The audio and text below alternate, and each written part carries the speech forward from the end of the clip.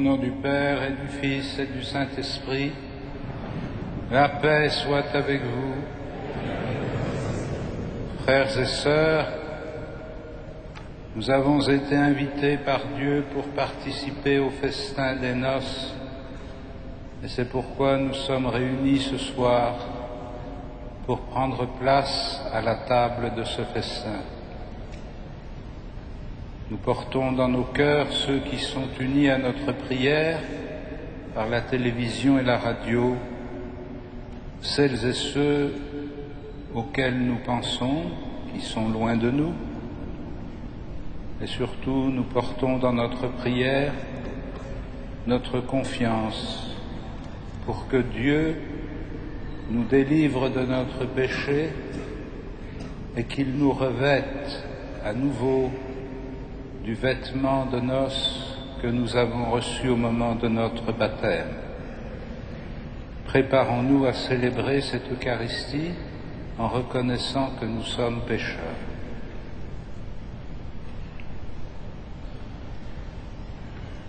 Je confesse à Dieu Tout-Puissant, je reconnais devant mes frères que j'ai péché en pensée, en parole, par action et par omission. Oui, j'ai vraiment péché, c'est pourquoi je supplie la Vierge Marie, les anges et tous les saints, et vous aussi, mes frères, de prier pour moi, le Seigneur notre Dieu, et que Dieu Tout-Puissant nous fasse miséricorde, qu'il nous pardonne nos péchés et nous conduise à la vie éternelle.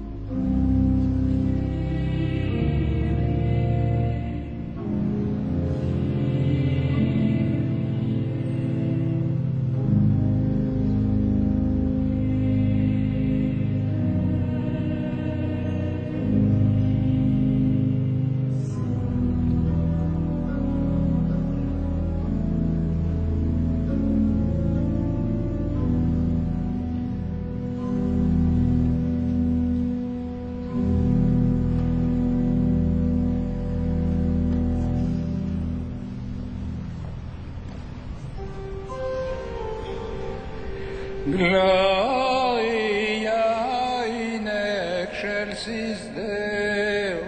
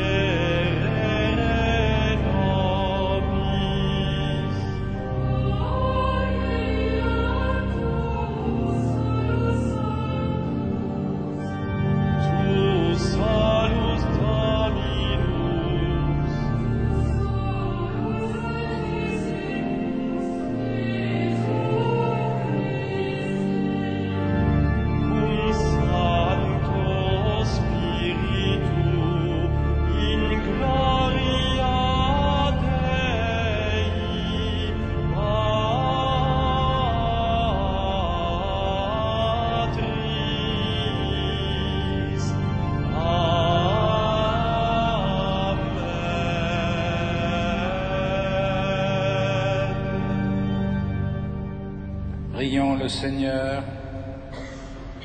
Seigneur, nous t'en prions que ta grâce nous devance et qu'elle nous accompagne toujours pour nous rendre attentifs à faire le bien sans relâche. Par Jésus-Christ, ton Fils, notre Seigneur et notre Dieu, qui vit et règne avec toi dans la communion du Saint-Esprit, maintenant et pour les siècles des siècles.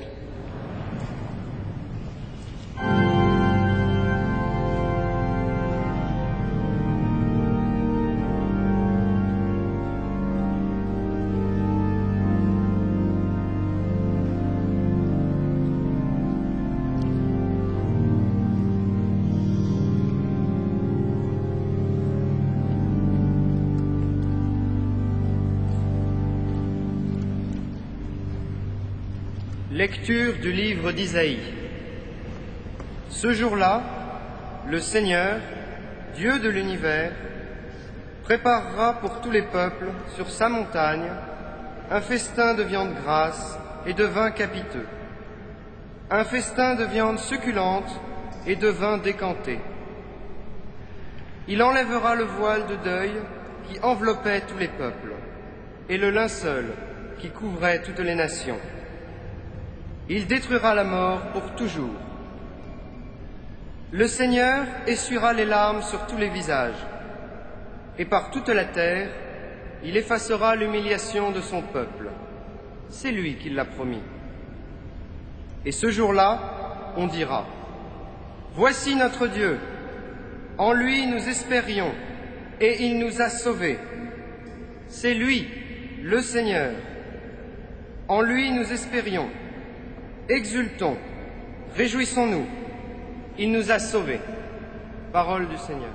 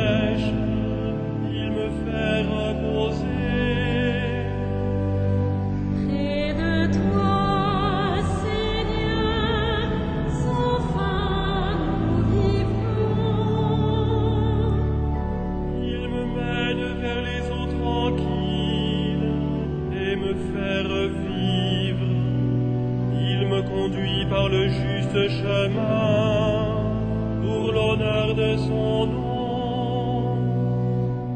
Près de toi, Seigneur, sans fin nous vivrons. Si je traverse les ravins de la mort, je ne crains aucun mal, car tu es avec moi. Ton bâton me guide et me rassure. Près de toi, Seigneur, sans fin nous vivrons. Tu prépares la table pour moi, devant mes ennemis. Tu répands le parfum sur ma tête, ma coupe est débordante. Près de toi, Seigneur, sans fin nous vivrons. Grâce et bonheur m'accompagnent tous les jours de ma vie. J'habiterai la maison du Seigneur pour la durée de mes jours. Près de toi, Seigneur, sans fin nous vivrons.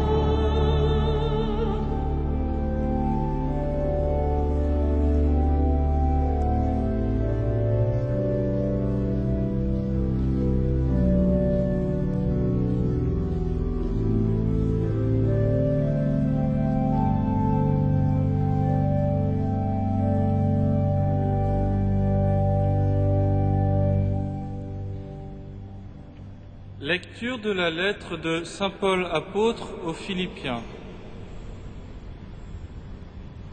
Frères, je sais vivre de peu, je sais aussi avoir tout ce qu'il me faut. Être rassasié et avoir faim, avoir tout ce qu'il me faut et manquer de tout. J'ai appris cela de toutes les façons.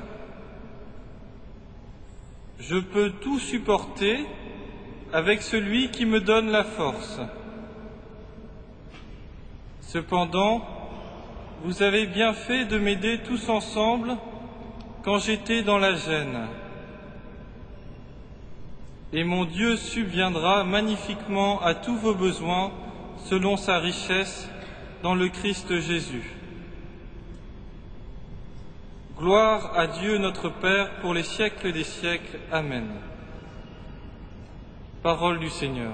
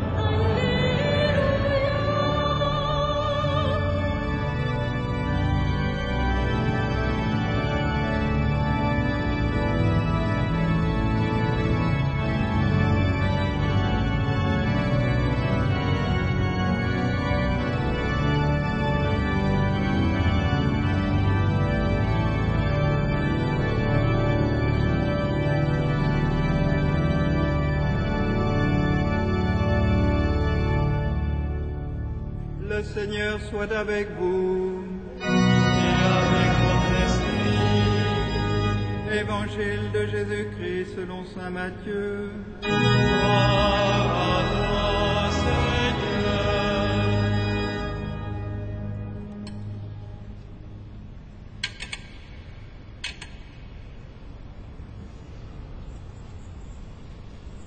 Jésus disait en parabole: le royaume des cieux est comparable à un roi qui célébrait les noces de son fils.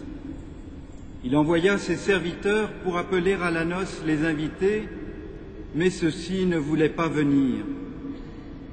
Il envoya encore d'autres serviteurs dire aux invités: voilà, mon repas est prêt, mes bœufs et mes bêtes grasses sont égorgés, tout est prêt, venez au repas de noces.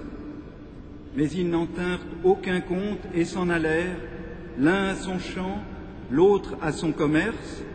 Les autres empoignèrent les serviteurs, les maltraitèrent et les tuèrent. Le roi se mit en colère, il envoya ses troupes, fit périr les meurtriers et brûla leur ville. Alors il dit à ses serviteurs: le repas de noces est prêt, mais les invités n'en étaient pas dignes. Allez donc aux croisées des chemins. Tous ceux que vous rencontrerez, invitez-les au repas de noces. Les serviteurs allèrent sur les chemins, rassemblèrent tous ceux qu'ils rencontrèrent, les mauvais comme les bons, et la salle de noces fut remplie de convives. Le roi entra pour voir les convives. Il vit un homme qui ne portait pas le vêtement de noces et il lui dit: mon ami, comment es-tu entré ici sans avoir le vêtement de noces? L'autre garda le silence. Alors le roi dit aux serviteurs: jetez-le pieds et poings liés dehors dans les ténèbres. Là, il y aura des pleurs et des grincements de dents. Certes, La multitude des hommes est appelée, mais les élus sont peu nombreux. Acclamons la parole de Dieu. Louange à toi, Seigneur Jésus.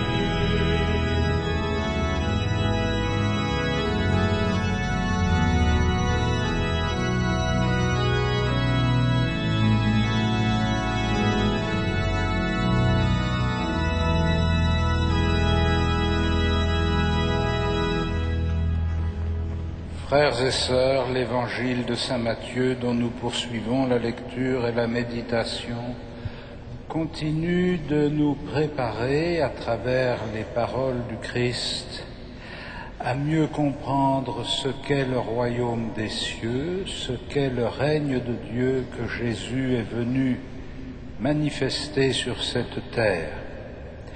Au cours des semaines écoulées, cette instruction sur le règne de Dieu a été donnée à partir de l'allégorie de la vigne. Ce soir, c'est une autre allégorie qui nous est proposée, celle du repas des noces. Mais, comme vous l'avez entendu, l'argument principal et la finalité est la même. Appeler les hommes à se convertir et à venir prendre part à ce royaume qui vient. L'image du festin des noces est évidemment une image très parlante, puisque déjà un certain nombre de prophètes, et notamment le prophète Osée, avaient comparé la relation entre Dieu et son peuple à la relation d'un homme avec son épouse infidèle. Dieu se présentait comme l'époux d'Israël. Et donc, quand Jésus utilise cette image du repas des noces pour évoquer le règne de Dieu, il va évidemment à la rencontre d'une connaissance déjà bien enracinée dans la tradition juive. Dieu veut être l'époux de son peuple, et s'il désigne ici son Fils comme l'époux, ça veut dire d'abord que Jésus est Dieu, puisque c'est lui qui devient l'époux. Ça veut dire aussi qu'il vient offrir l'alliance avec Dieu, non pas simplement à un petit nombre d'élus, non pas simplement à un peuple élu, mais à la multitude des hommes.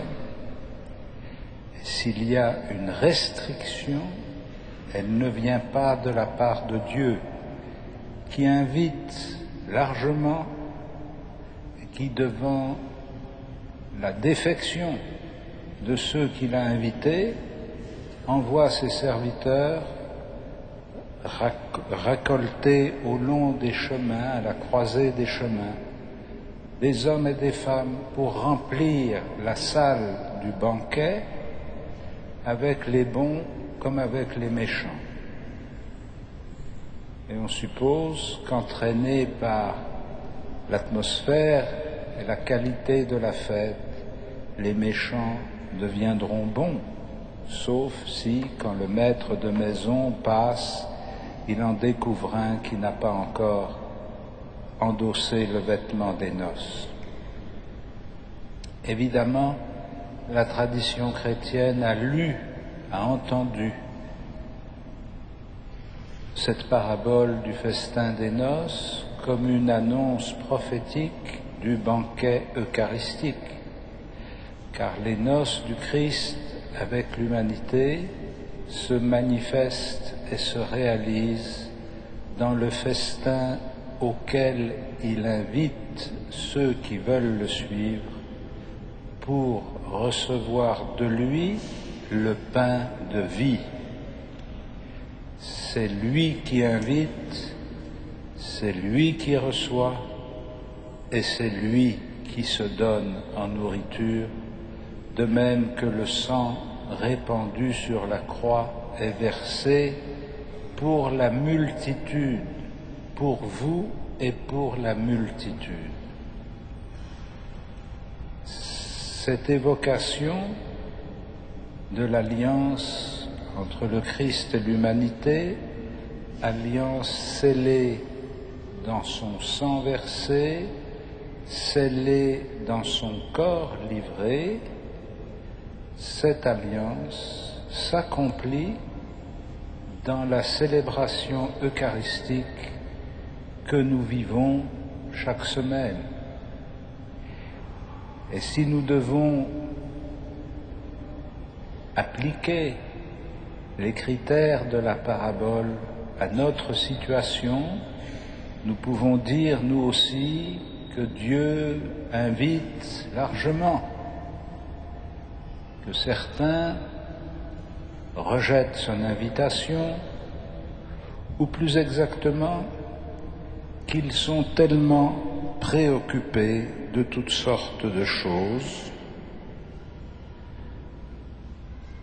l'un à son champ, l'autre à son commerce, qu'ils ne pensent pas pouvoir répondre à cette invitation et qu'ils la laissent tomber.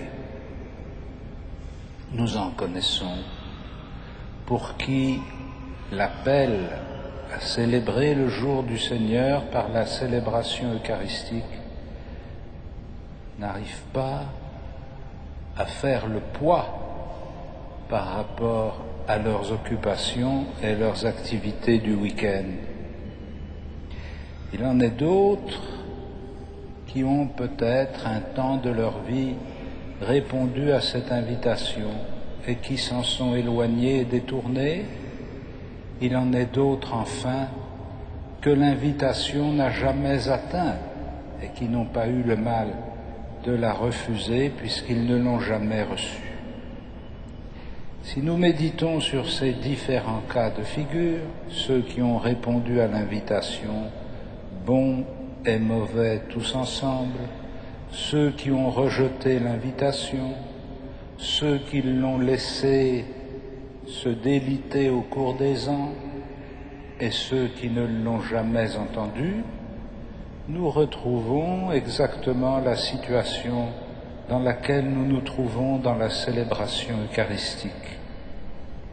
Comment, en effet, ne pourrions-nous ne pas penser à tant de chrétiens qui se disent chrétiens et qui le disent sincèrement, qui croient vraiment qu'ils sont chrétiens parce qu'ils ont une sorte de lien avec la foi, une sorte de lien avec l'Église, mais pour qui cette relation à l'Église et à la foi ne s'achève jamais dans une réponse à l'invitation de Dieu à participer à la fête qu'il prépare pour les hommes.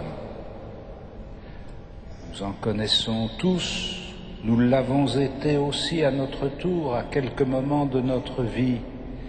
Et si je l'évoque, ça n'est pas pour condamner ces gens, mais c'est pour dire que l'on ne peut pas sérieusement imaginer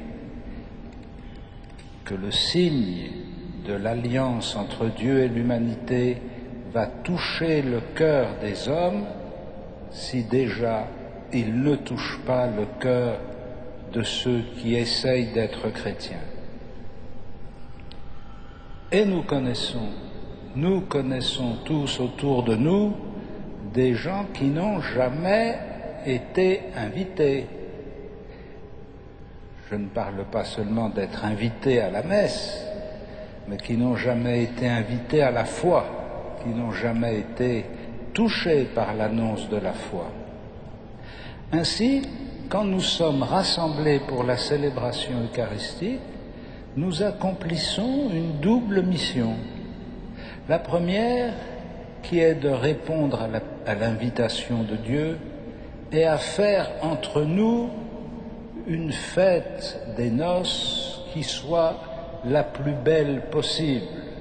Et évidemment, quand nous célébrons l'Eucharistie dans le cadre de cette cathédrale magnifique, nous comprenons combien la beauté du lieu, la qualité de son aménagement, la recherche d'une véritable qualité musicale et chorale contribue à faire de cette célébration eucharistique un moment qui est évidemment sacramentellement très fort, mais qui est en plus d'une densité émotive et humaine particulière. Nous sommes entraînés dans la fête du Seigneur, c'est pourquoi il est si important que nous fassions un effort permanent pour améliorer constamment et toujours renouveler notre capacité de célébrer dignement l'Eucharistie, de nous donner les uns aux autres le signe de la fête que nous célébrons. Et nous donnons les uns aux autres le signe de la fête que nous célébrons, nous constituons un signe parmi nos contemporains. La communauté des chrétiens, on sait où elle est, on sait ce qu'elle fait, on sait ce qu'elle vit, et on peut constater si le lieu où elle est, ce qu'elle y fait, ce qu'elle y vit, produit une véritable transformation de la vie de ses membres, si elle produit une joie profonde et durable, bref, si nos assemblées sont le signe du don que Dieu nous fait. Mais c'est la première dimension de la mission qui nous est confiée, et la deuxième, qui n'est pas moins importante, c'est de devenir à notre tour ces serviteurs que le roi envoie à la croisée des chemins pour inviter les gens à nous rejoindre. J'ai évoqué ceux qui ont pris des distances par rapport à la vie chrétienne, par rapport à la célébration eucharistique. J'ai évoqué ceux qui la rejettent, j'ai évoqué ceux qui l'ignorent. Qui donc va renouveler avec persévérance, avec patience, avec humilité, qui donc va renouveler cette invitation de la part de Dieu? Qui va aller par les chemins pour trouver les hommes et les femmes, bons ou mauvais, que l'on va appeler non pas pour légitimer ce qu'ils vivent, ni pour consacrer leur faiblesse, mais pour leur permettre d'entrer dans un chemin de conversion qui va constituer pour eux le vêtement des noces qu'ils sont invités à revêtir. Chaque assemblée eucharistique est un moment fort de communion avec Dieu pour les chrétiens qui sont rassemblés. C'est un moment fort dans lequel Dieu nous envoie en mission pour inviter les autres à s'associer à la foi et à la vie de l'Église. Toute assemblée chrétienne est simultanément ce signe donné de la puissance de l'amour de Dieu agissant en nous et ce corps ressuscité du Christ, envoyé pour annoncer la bonne nouvelle aux hommes, que Dieu nous donne de trouver notre joie dans la chance que nous avons de faire partie de ce petit nombre qui a entendu l'appel de Dieu, pas parce que nous sommes meilleurs, mais parce que la vie a été comme ça. Nous sommes de ce petit nombre, à travers la multitude des hommes depuis l'origine jusqu'à la fin des temps, et puisqu'aujourd'hui nous faisons mémoire de la fête de Saint-Denis, le premier évêque de Paris, nous rendons grâce pour cette génération de témoins du Christ qui sont venus apporter la bonne nouvelle à la multitude et grâce à qui nous sommes devenus héritiers de la promesse. Que Dieu nous comble de sa joie et de sa force. Amen.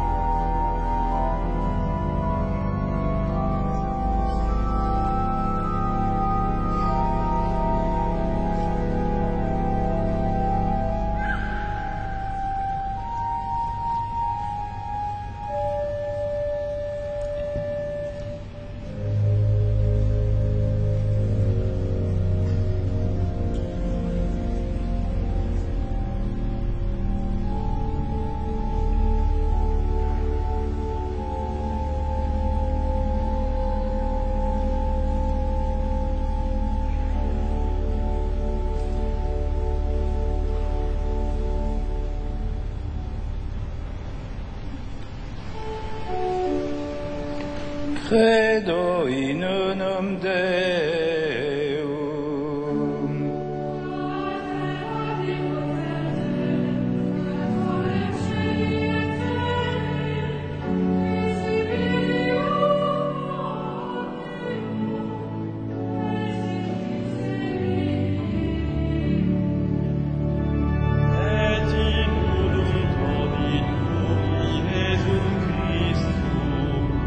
Filium Dei unicelli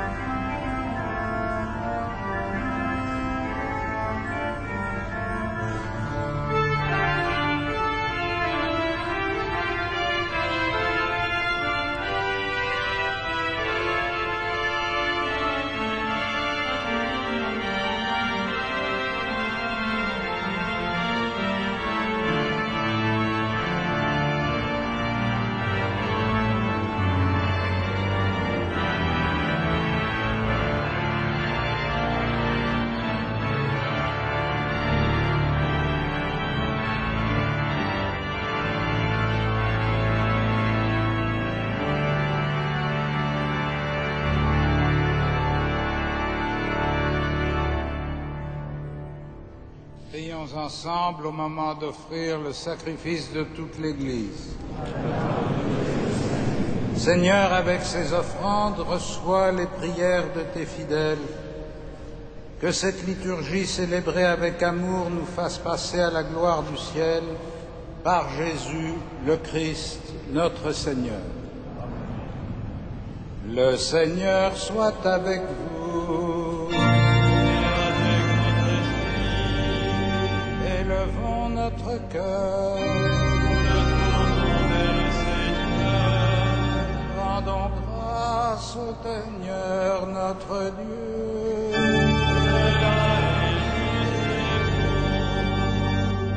Vraiment, il est juste et bon de te rendre gloire. Père très saint, Dieu éternel et tout-puissant, de qui nous tenons la vie, la croissance et l'être. Dans cette existence de chaque jour que nous recevons de ta grâce, la vie éternelle est déjà commencée. Nous avons reçu les premiers dons de l'Esprit, par qui tu as ressuscité Jésus d'entre les morts, et nous vivons dans l'espérance que s'accomplisse en nous le mystère de Pâques. C'est pourquoi, avec les anges et tous les saints, nous proclamons ta gloire en chantant d'une seule voix.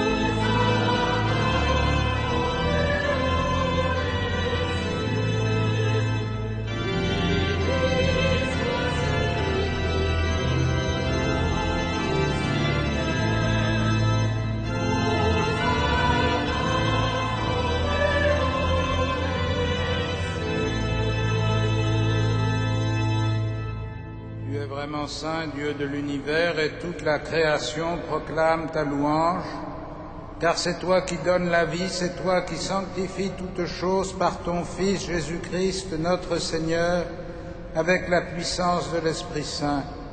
Et tu ne cesses de rassembler ton peuple afin qu'il te présente partout dans le monde une offrande pure.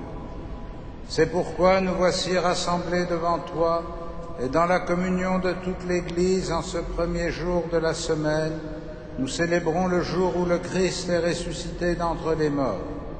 Par lui que tu as élevé à ta droite, Dieu Tout-Puissant, nous te supplions de consacrer toi-même les offrandes que nous apportons. Sanctifie-les par ton Esprit, pour qu'elles deviennent le corps et le sang de ton Fils Jésus-Christ, notre Seigneur, qui nous a dit de célébrer ce mystère. La nuit même où il fut livré, il prit le pain, en te rendant grâce, il le bénit, il le rompit et le donna à ses disciples en disant : « Prenez et mangez-en tous, ceci est mon corps livré pour vous. »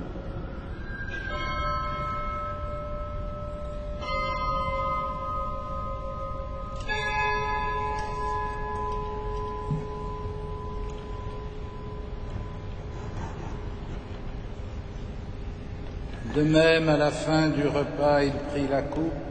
En te rendant grâce, il la bénit et la donna à ses disciples en disant : « Prenez et buvez-en tous, car ceci est la coupe de mon sang, le sang de l'alliance nouvelle et éternelle, qui sera versé pour vous et pour la multitude en rémission des péchés.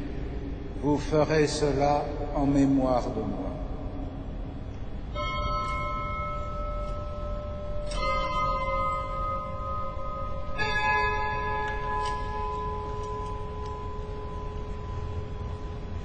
Il est grand le mystère de la foi.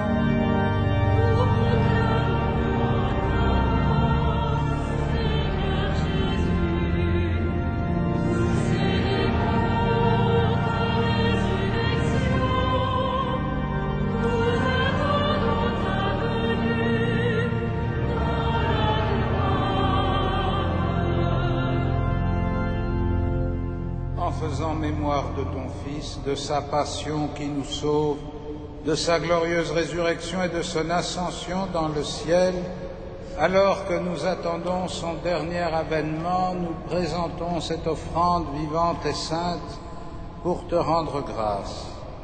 Regarde, Seigneur, cette offrande, le sacrifice de ton Église, et daigne y reconnaître celui de ton Fils qui nous a rétablis dans ton alliance. Quand nous serons nourris de son corps et de son sang, et remplis de l'Esprit Saint, accorde-nous d'être un seul corps et un seul esprit dans le Christ, et que l'Esprit Saint fasse de nous une éternelle offrande à ta gloire, pour que nous obtenions un jour les biens du monde à venir, auprès de la Vierge Marie, la bienheureuse Mère de Dieu, avec les apôtres, les martyrs, Saint Denis et tous les saints qui ne cessent d'intercéder pour nous.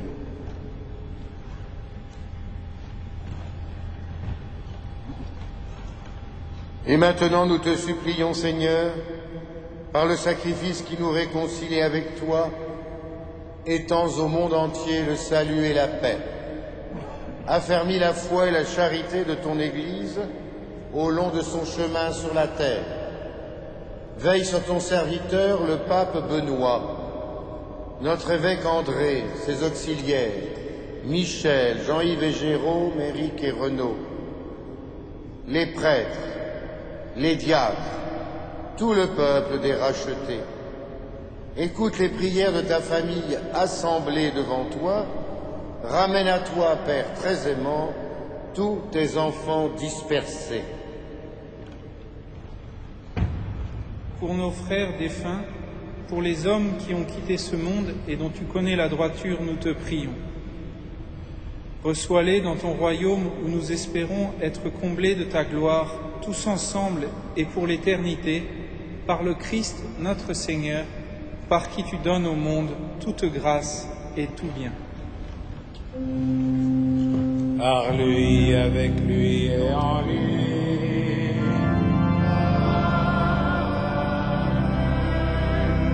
À toi, Dieu le Père Tout-Puissant, dans l'unité du Saint-Esprit.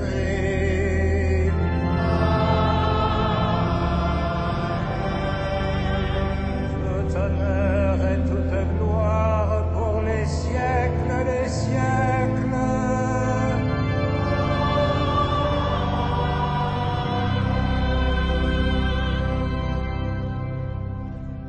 Unis dans le même esprit, nous pouvons dire avec confiance la prière que nous avons reçue du Sauveur. Notre Père, qui es aux cieux, que ton nom soit sanctifié, que ton règne vienne, que ta volonté soit faite sur la terre comme au ciel. Donne-nous aujourd'hui notre pain de ce jour.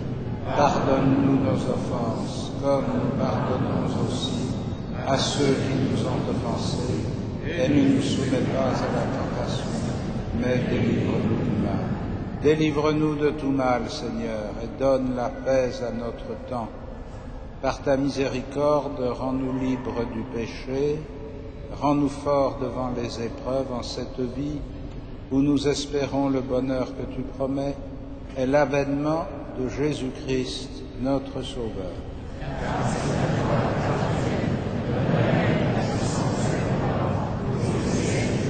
Seigneur Jésus-Christ, tu as dit à tes apôtres, je vous laisse la paix, je vous donne ma paix. Ne regarde pas nos péchés, mais la foi de ton Église. Pour que ta volonté s'accomplisse, donne-lui toujours cette paix et conduis-la vers l'unité parfaite, toi qui règnes pour les siècles des siècles.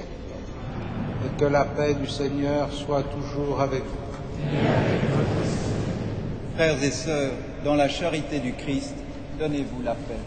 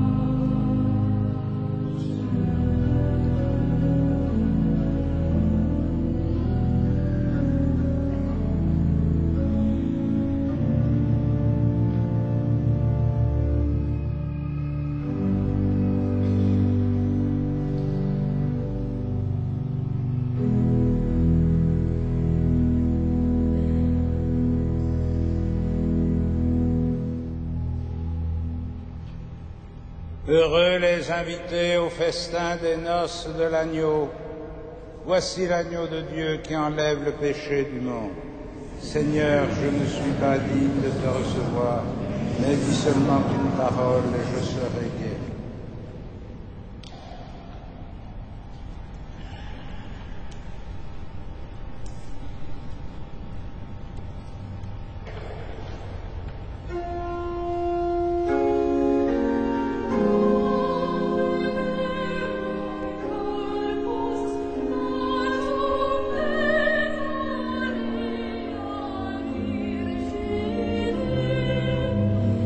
Maria,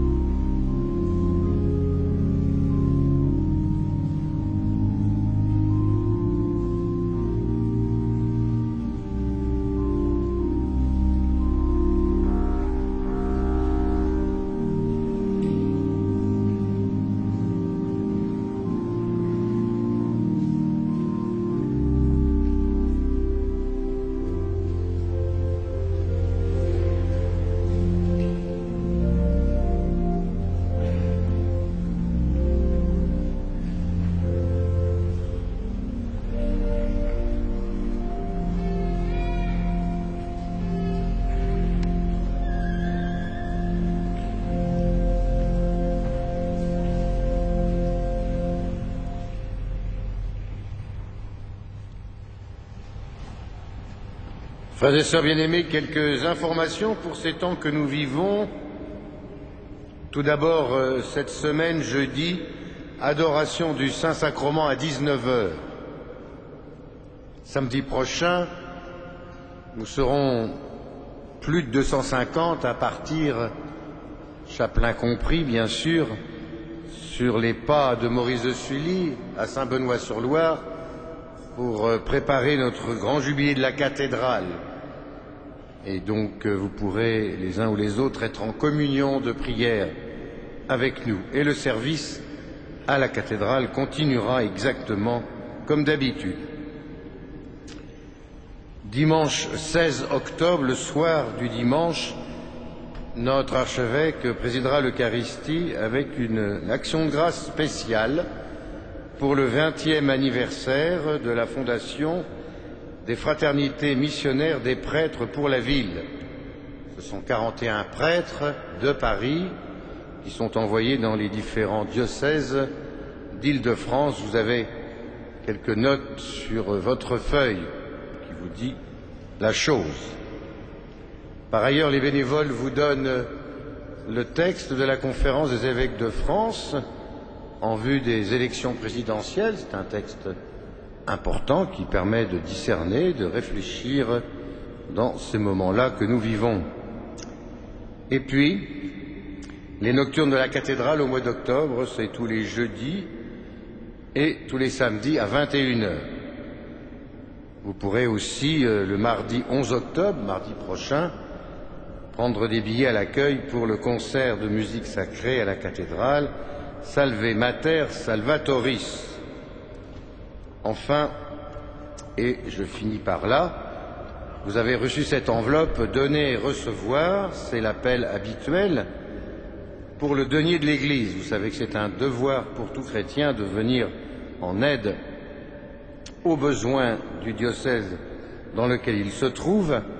Pour ce qui est de la cathédrale, vous avez une lettre qui vous explique un peu les activités. Aujourd'hui, je voudrais simplement, pour vous dire que ce denier de l'Église est important, vous rappeler que à Notre-Dame, il y a 15 prêtres qui sont à votre service habituellement dans l'équipe sacerdotale qu'il faut accueillir, éclairer, blanchir, nourrir, loger. Cela fait des frais. Parmi eux, 6 de nos frères qui sont africains et qui poursuivent leurs études. Vous comprenez que c'est important d'être généreux pour tous ces prêtres. Et ailleurs, par ailleurs, il y a une vingtaine de prêtres qui viennent donner un coup de main pour l'accueil, ici, tous les jours, samedi et dimanche compris. Donc merci de faire attention à vos versements pour que ce denier de l'Église reprenne quelques couleurs. Et voilà. Et nous terminons notre prière en nous mettant debout.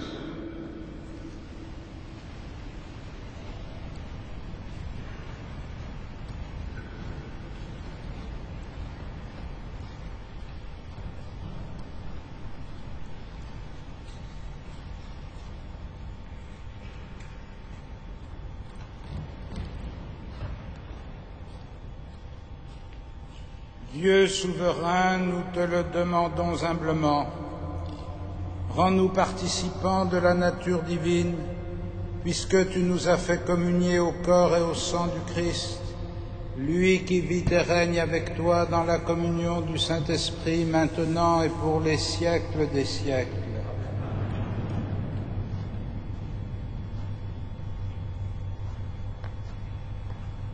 Le Seigneur soit avec vous. Que Dieu Tout-Puissant vous bénisse, le Père, le Fils et le Saint-Esprit. Allez dans la paix du Christ. Nous rendons grâce à Dieu. Salve Regina.